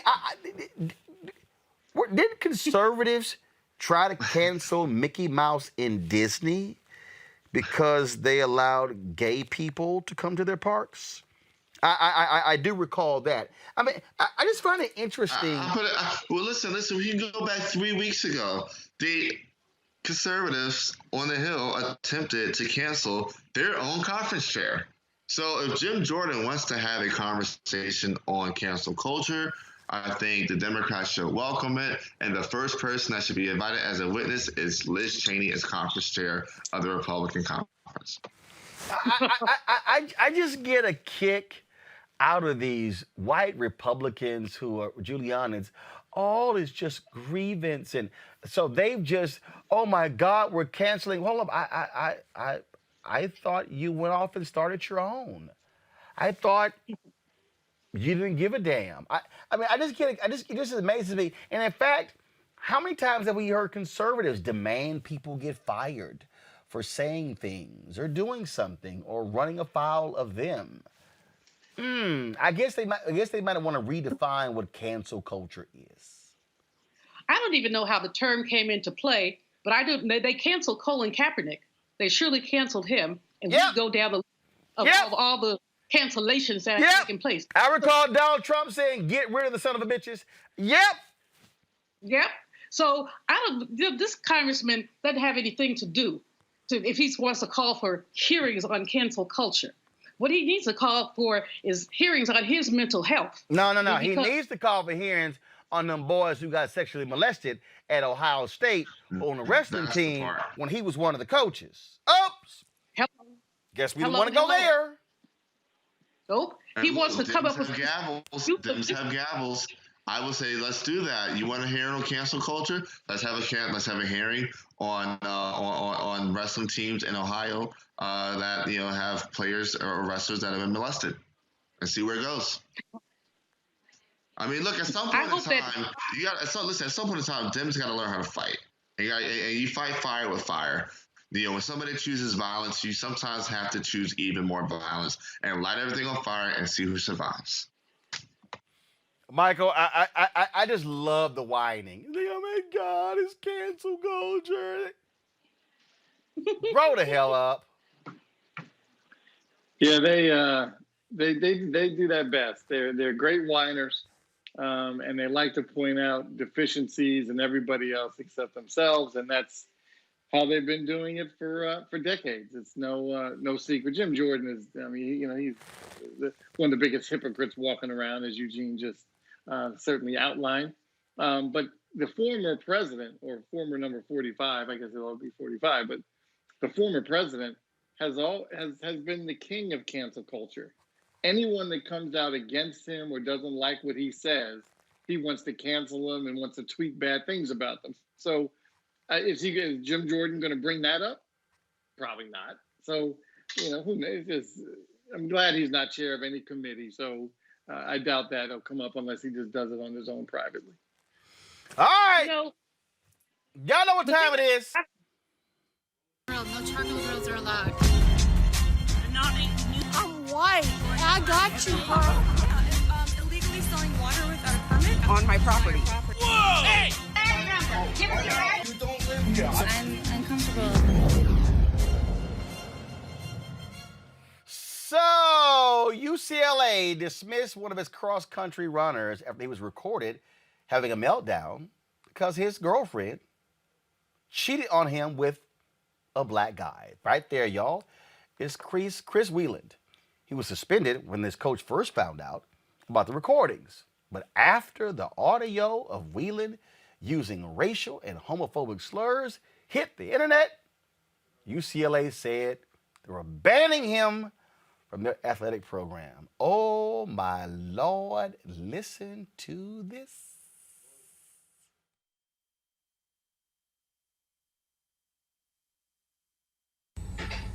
What did you do when she said that she was I was very respectful and, and then until I asked her about what she did last night. Oh, nothing. Did you do anything? No, I swear. Oh, really? Did you dance with them? Yeah. Did you kiss him? No. You sure? Yeah. Did you kiss him? No. 10 minutes later? Yeah. And then I told her to get the out. And then what did she say? She got out. Well, I know what her her thing is going to be, that you've cheated on her before. Yeah, it's not a good excuse. What, so we can get even? Yeah, but, okay. When she said she doesn't, want to get back together, why do you think? It's because she wants to be with this who has no future. She's going to be with a stupid who's going to be in community college all his life. Christopher, don't talk like that. I don't give a Yes, you do. You know what? Don't be crazy and do crazy things. You don't talk about people because you don't want him to kick you or whatever. I'll beat the out of him. You know what? Don't talk like that. Why would... You know what? Move forward. Move forward. You said you're done with her? Then move forward.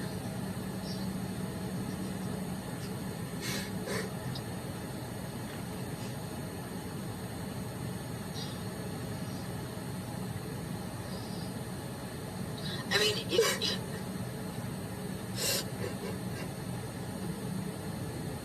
just move forward, make yourself better, work on things, and if things are meant to be, she'll come back. I don't want that back. Okay, well then, you know what? There's a lot of other nice girls out there. I'm sure there are that won't cheat. Exactly. Mm-hmm. Exactly. Yep.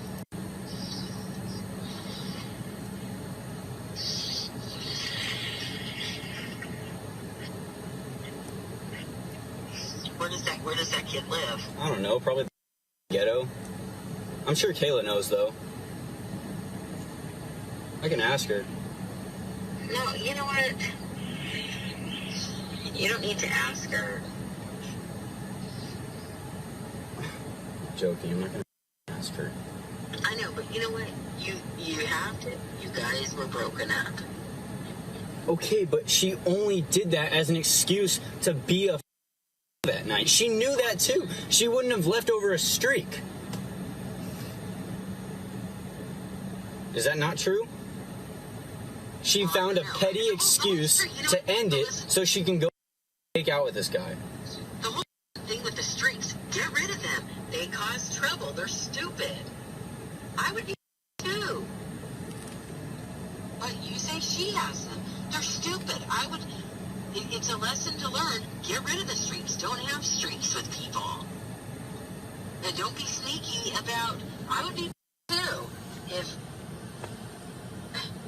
You're really trying to justify her being making out with guys on New Year's. No, I'm not saying that. No, you're trying to justify her being a little... That's all she is. That's all she ever has been. And she knows it too.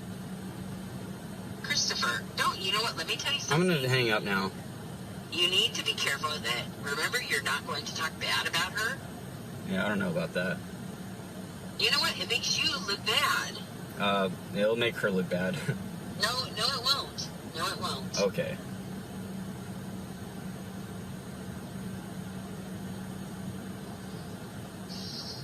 You don't want to trash talk her. I'm gonna go. Okay, text me when you get home. Bye. Okay, bye.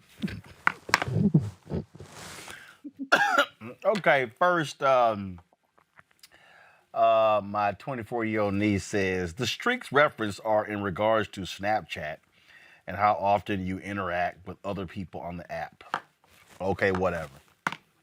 All right, Julian, here's why I'm laughing.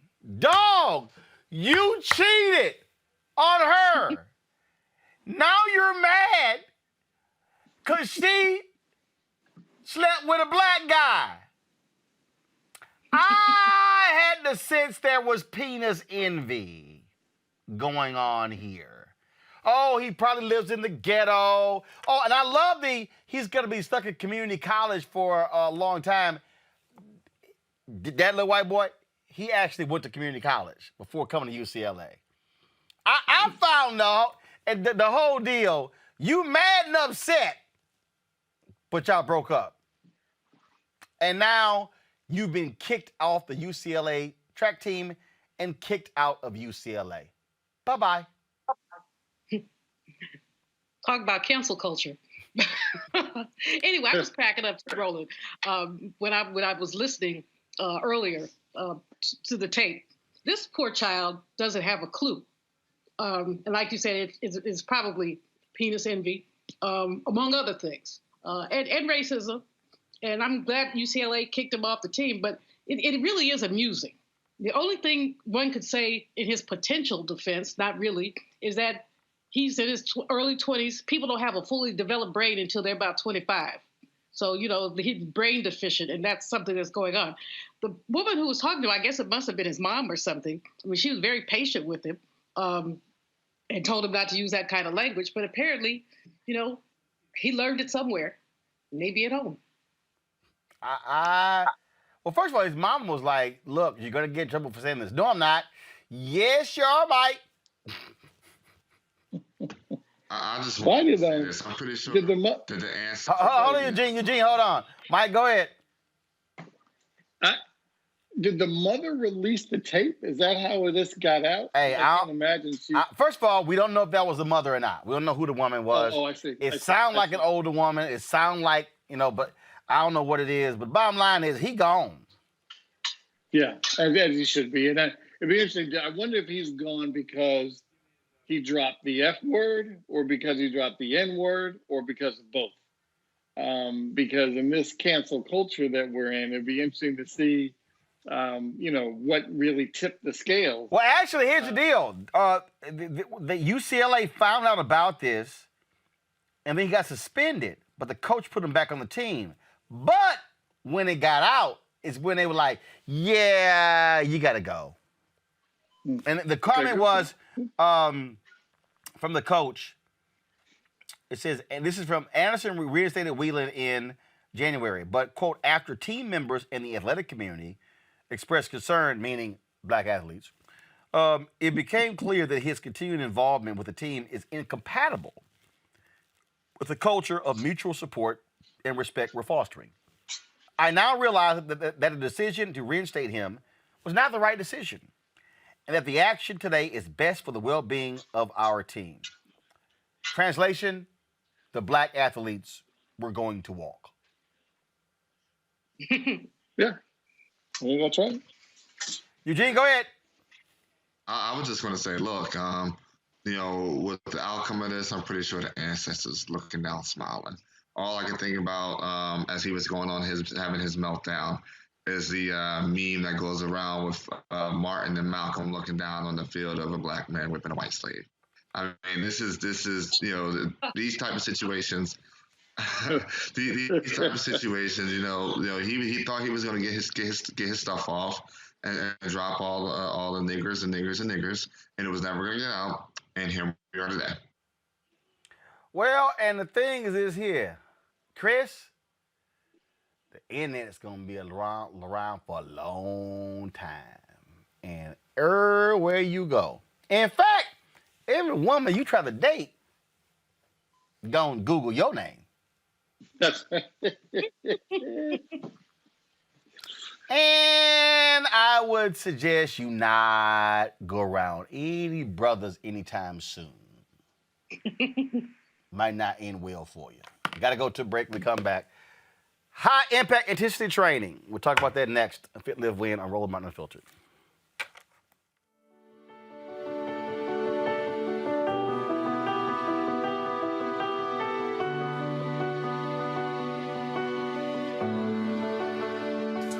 I've had the privilege of working closely with President Biden to tackle tough issues under intense and often high-pressure situations. And I know firsthand his commitment to defending our nation and his steadfast support of the men and women that he now leads as our Commander-in-Chief.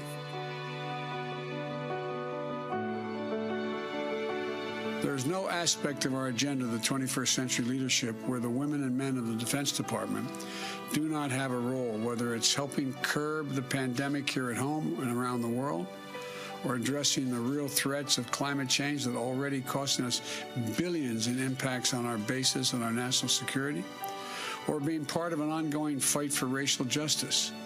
You are essential to how we must rethink and reprioritize our security to meet the challenges of this century, not the last.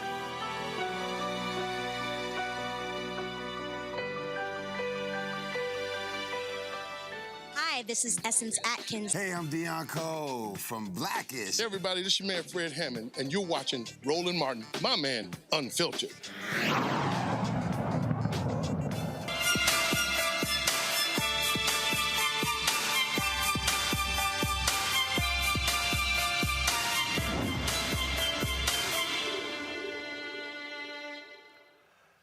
HIIT stands for high-intensity interval training, a form of training that is characterized by short bursts of intense exercise alternated with low-intensity recovery periods.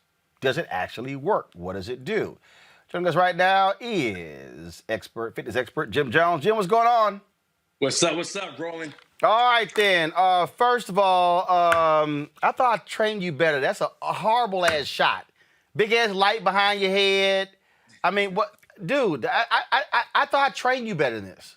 You did, man, but your producer set me up like this, man. So what you want me to do, Roland? But you did teach me better than this. Turn away from the big mirror behind you and the big old spotlight. That way, I mean, we can.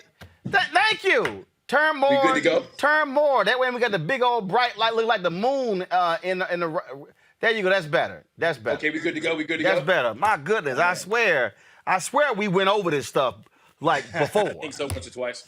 All right, so Avery Woodley, who is a fitness trainer, we had her on the show out of St. Louis. We were texting, and she said, I was talking about, I got to do this award show. I said, yo, I'm going to drop 8 to 10 pounds in 2 weeks. She was like, okay, you got to do HIIT training, she said, because you got to mix it up. And I was kind of like, okay, got it. So I have Dr. Ian Smith had this shred video. It's about 15, 17-minute video. Sure. And it's a combination of where I'm on. I do like these 4 intervals on a treadmill, 4 intervals on elliptical, 4 intervals on a bike, and then you do a final cycle on each one. Okay. So I did it today. So what is the benefit of it? What does it actually do? So you know, Roland, HIIT. A lot of people don't like HIIT because HIIT is a lot of work, right? HIIT, you really got to go in there. You gotta get that high intensity. And so what that's gonna do is gonna allow you to burn more calories in turn, which is gonna burn more fat. And for HIIT training, a lot of people don't know you're burning fat even when you're done working out because your metabolism is so ramped up. Even when you're done, an hour after your workout, you're still in a caloric burning zone. How? But how? I mean, okay. So she explained to me. Okay, well, so before I'll be on the elliptical, and the goal was to burn 375 calories, and I typically would do that anywhere from 26, 28 minutes. Okay. But then today, when I did the HIIT training, which was about 15, 17 minutes, yep. I did about 260 calories, but it obviously, time, but that's supposed to be more intense. So for sure. So again, explain that. So is it the short burst? Is it what is it? I mean, So what it is, yes, you're just moving. You're just working out so much more intense in a short period of time, right? So you can work out for an hour. I can do 30 minutes of HIIT and burn more calories than someone who's working out for 2 hours because I'm in that anaerobic burning zone, right? I'm at a high intensity for a short period of time. I'm training on for 1 minute, off for 30 minutes, on for 1 minute, on for 1 minute, off for 30 seconds, excuse me. So that's just more intense than you just going through your regular progression, your workout where you're changing the song, you're going at your own pace. That HIIT really keeps that accountability, so you're constantly under the clock, if that makes sense. So is it the amount of calories that are being burned, or is it, again, the raising of the heart rate, the intensity of that moment versus sort of this steady sort of like, okay, I'm building up a sweat, and it takes me 45, 50 minutes to burn 400 calories. For sure, yeah. So that hit, it keeps you in that fat burning zone, right? You don't get to that zone until you reach your heart rate reaches a certain, your heart rate gets to a certain point. So the hit gets you there much quicker, and then you reach the fat burning zone a lot faster than you would with just a conventional workout. So, like I said, I can get there. With the hit, you can hit that zone within the first 10 minutes. With a conventional workout, you could be working out for 30 minutes and still not even get into that fat burning zone. So, so let's talk about the next part. And panel, get ready for your questions, because I know Eugene and Michael. I know Julian ain't trying to ask no questions in this one here. Oh, Eugene ain't got no questions. I already know Eugene ain't got no questions. Wow. Wow. That's my man. What's up, Jim is throwing shade big time. This video here is the Ian Smith shred, and you see this is on the bicycle where the high intensity interval went like 45 seconds. And then, so then it goes down to low intensity, and so even though when you're going low intensity, you're still moving, but you're lowering the intensity of, let's say, the resistance on the bike, the elliptical, or the treadmill. So explain the whole thing of like after the workout is done, you're still burning. A lot of people don't understand that. After your workout's going, when you're hitting that anaerobic rate, when you get that rate high, after the workout, your metabolism is still running strong. You got it so revved up, so you could be burning calories for up to an hour and a half after you work out. You can still be burning calories, right? So I know a lot of people like the sound of doing nothing, burning calories. So the HIIT workout gives you that. It's a little tougher in the beginning. Like I said, you're burning calories for a couple hours after the workout, and that's an added benefit. So I did that plus weights. How many times should you be doing a HIIT workout per week? I say, for someone like Roland, it sounds like you had a pretty aggressive goal. So I would say anywhere from 3 to 5 times a week for that goal that you had. Okay. Questions here, Eugene? Yeah, let's get it. I mean, I was going, so I guess my question for Jim, that's the bro. I know HIIT is cool and all, but I saw a video with the smoothies. I was going to ask about the smoothies, bro. Like, how we get the smoothies popping? Right. That's actually a very, very good question, Eugene. A lot of people don't know that. I mean, just as important, the eating is more important than actual HIIT workout. If you do a HIIT workout and you don't nourish yourself afterwards, it's like you're going to throw it in the trash, right? So, very good question, Eugene. Now, that recovery shake, what you put in your body after the workout. Roland need the smoothies. Put them on to the smoothies. You know what? I'm actually, you know what, Roland, tomorrow maybe we'll go over a little smoothie tutorial. Me and you, Roland, I'll give you a FaceTime call and we'll make some good recovery shakes. That's a great question, though, Eugene. Julian, what's your question? I'm just laughing at y'all. Brother, so you've described the HIIT workout, which I've done before. It didn't seem to have that same effect. What did I do wrong? Because you probably were doing it slow. That and I'm gonna deliver a little bit better than Roland did. So what it is? Did you do it on the clock? A lot of people, you can't just do HIIT, and because what people often do is you count yourself, right? And I know when I get tired, 30 seconds might be 20 seconds. You know what I'm saying? So you gotta live by that clock, man. That's the key thing if you're gonna do a HIIT. It's gotta be a minute on, 30 seconds off, and you gotta be low to the clock. Now, if you were in there without a clock, you were just making up your own time. I mean, it was just, you were just doing what you want. But once that clock gives you that accountability, and that keeps that workout intense. Okay. That's Michael. Wrong. Gotta watch that clock. Hey, Jim, I have a 2-part question. My wife is a workout fiend, and she does, but she focuses a lot on weights and hip thrusts. She wants to mix in HIIT. But her body's obviously tired from lifting all the time. So how should she, kind of balance between HIIT and weight training? That's a very, very, very good question, because a lot of times when people do weights, they can't, I don't even do both, right? I actually split it up. I go 3 days weights and 3 days with HIIT. So she should just divvy it up, right? I would say just on your HIIT days, focus on HIIT, because if you're accountable and you're loyal to that clock, that stopwatch, you're not going to be able to do both. It's going to wear you out, right? So I would suggest she do her weights one day, do her resistance training, and then the next day she do her HIIT, and just stagger it like that. That'll make it much more feasible and effective. And should she take one day off per week or 2 days off per week? Because she and I get into it a little bit. But I think she should at least take 1 day off. How good do you want her to look? That's the question. Now, if you want to look at me, how aggressive are her goals, right? I mean, if she's going for the summertime, I mean, I would say take 1 day or 2 days a week off. But if she's kind of in the maintaining stage, she can take 2 to 3 days a week off, work out 4 days. But it's getting warm outside. It sounds like she wants to be in tip-top shape for the summertime. I would say do 5 days working on, take 2 days off. And then real quick, what is your opinion of these new high-tech bikes with the streaming? Do you like them, not like them?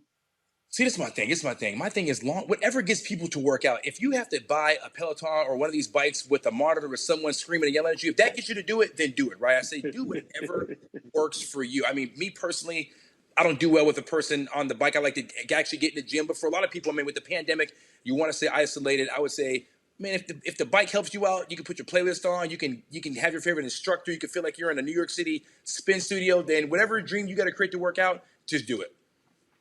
Yeah, all right. Thank you very much. Somebody on YouTube asked, if you have recovered from a major injury like an ACL tear, should you still do HIIT workouts? No, you should not do HIIT workouts. So you will never ever recover from an ACL tear. You want to rehab that first, right? I tell a lot of people, if you come back from an injury, the key part is your diet. I tell people, like, that's really most of getting your results is the diet. So if you're coming from an injury, or if you have a knee problem, back problem, any ailment where you can't do HIIT, just go intense on that diet. And that goes back to what Eugene said earlier, get your smoothies in, get your meal plan tight, really focus on your diet if you're injured. That's going to be the main thing. All right, last point here. A lot of people have been talking about the gallon challenge, drinking a gallon of water a day. Yeah, I'm not a huge fan of that, because what that does, Roland, I tell people, if they're drinking a gallon of water, that also flushes good nutrients out too. Like, I think people don't understand it shouldn't be all clear. Your urine shouldn't be all clear. It has to be something in there, right? And so I think the gallon just flushes everything. I would say go 2 liters a day. A gallon just flushes the good mineral. You lose a lot of minerals when you're drinking a gallon of water a day, and that's one of the biggest misconceptions. Really? Yes, absolutely, 100%. 100%. So when people say this whole notion that, okay, you take your weight, cut it in half, and you drink that many ounces of water, you don't agree with that? I agree listen, I just say go about 2 liters a day. I wouldn't say a gallon is way too much. You're going to start flushing out the essential minerals that your body needs, right? I tell you, you're just flushing everything out at that point. Okay. Yeah. So a gallon's a little, no. I tell my clients, don't do the gallon. 2 liters a day that's good. All right, 2 liters a day. 2 liters a day. Give me a gallon every day. I mean, that's a lot of work on your system. That's truly that's flushing the good stuff out too. Okay. All right. That'll work. Yeah. All right. Any other questions, Eugene, Julian, and Michael? Oh, no, we good. So Jim is like, speed your damn workouts up. Yeah, that's all. Speed your workouts up. They can find me if you need help. I got plenty of tutorials. GYMJONEZ on Instagram, on Twitter. I'm Roland's favorite on Twitter. Hey, Roland, you love me on Twitter. It is at Jim Jones Global. Actually, I don't. But you can keep making that stuff up. So, all right. Right. I appreciate it, Jim. Thanks a lot. All right. Thanks, Roland. All right, folks. Man, we lost a couple of folks over the weekend, and that is trailblazing CBS Sports anchor Irv Cross. Passed away yesterday near his home in Roseville, Minnesota. He played for the NFL with Philadelphia Eagles and the LA Rams, and was voted to the Pro Bowl twice in his career before becoming an assistant coach in the NFL. Many remember him for spending nearly a decade on CBS's pregame show, The NFL Today, where he became the first black man to deliver sports analysis on national television. He talked about, of course, when he joined CBS, they wanted him to be more like Shaft, literally wearing leisure suits and a big medallion. He said, no, I'm going to go ahead and rock the sports coat. Many of us remember Irv Cross for his great work. He was 81 years old. Also, we remember Sheila Washington. She founded an Alabama museum dedicated to the memory of the Scottsboro Boys, a group of young black men unjustly convicted of crimes in the 1930s. She passed away of a heart attack in January at a hospital in Huntsville. She was 61 years old. She made it her lifelong mission to obtain posthumous justice for the 9 young black men who had been accused of raping 2 white women on a train in 1931. Through multiple trials, 2 of which reached the United States Supreme Court, the plight of the Scottsboro Boys became one of the country's first major civil rights cases. In 2010, after years of fundraising and acquiring artifacts, Washington opened the Scottsboro Boys Museum and Cultural Center in a building that had once been an African-American church. She is survived by 2 children, 2 sisters, a half-sister, 3 stepsisters, 4 grandchildren, and a great-granddaughter. Our thoughts and prayers certainly go out to her as well as Irv Cross. Eugene, Julian, Michael, we certainly appreciate both of you. All 3 of you been on the panel today. Folks, don't forget, if you want to support Roland Martin Unfiltered, please do so by joining our Bring the Funk fan club. Your dollars go to support this show, everything that we do. You can support us via Cash App, $RM Unfiltered, PayPal.me/R Martin Unfiltered, Venmo.com/RM Unfiltered, Zelle, Roland@RolandSMartin.com, or Roland@RolandMartinUnfiltered.com. You can also send us money order to New Vision Media, 1625 K Street Northwest, Suite 400, Washington, D.C., 2006. All right, we'll do this here real quick. There were some folks who sent us some notes in, so let me go ahead and read this. Roland, thank you for the vision. You had to keep our people connected. Make sure to keep our young people trained in the art. Donna Duncan, we certainly appreciate your contribution, Donna, to our Bring the Funk fan club. All right, let me open this one up. Literally, y'all, I came in today, and these are waiting on me. I got lots of others, but I'm going to try to read these today. Big thanks to Gail Hollingsworth. Gail, I appreciate it. Rochester, New York. I always enjoy going to Rochester, New York. That's where Frederick Douglass is actually buried. Rochester, New York. I took some photos of his grave site. Lord have mercy. Y'all like seriously put the extra tape. I can't even get in this bad boy. Let me do it from the bottom. You know, I always get a kick out of that, folks. They tape the top, but the bottom still can be open. All right, here we go. Let's see here. A blessing is just what you need right when you need it. Let's see here. Roland, I appreciate what you do. Continue to inform us. We need it.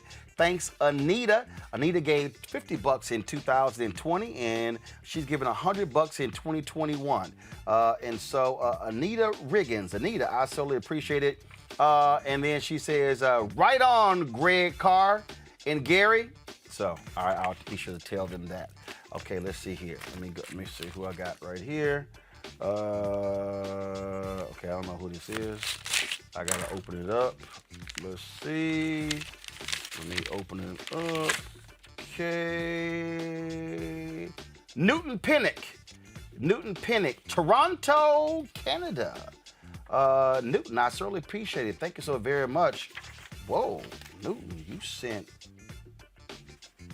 Okay, hold up. All right, Newton, you got to help me out here, Newton.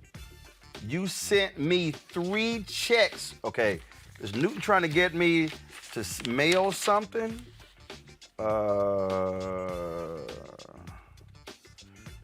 Yes. Okay. Newton sent me 3 checks, y'all. 1 for the show, which I appreciate.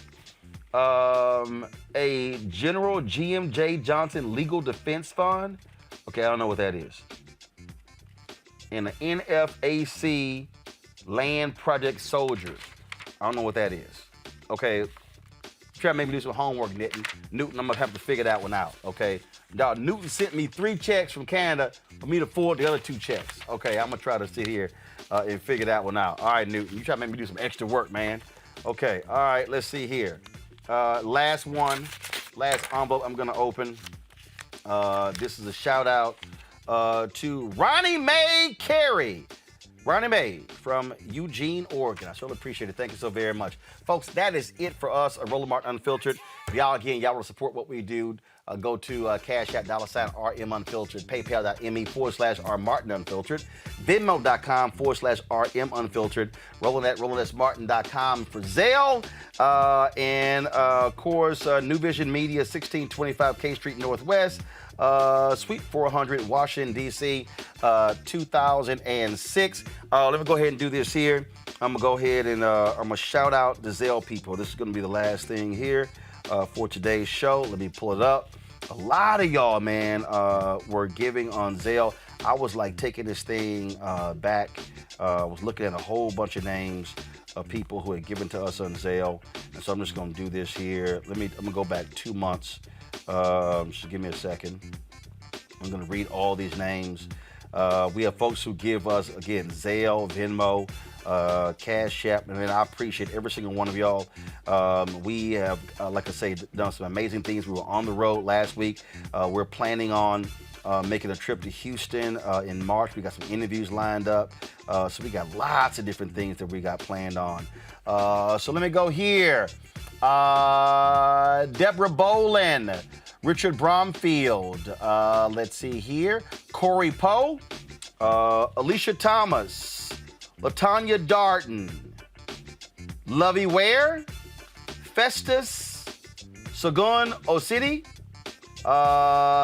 Ethel Edmond, Nancy Alston, Carol David, Danielle Isom, Brenda McGowan, Nicole Catlett, Kyle White,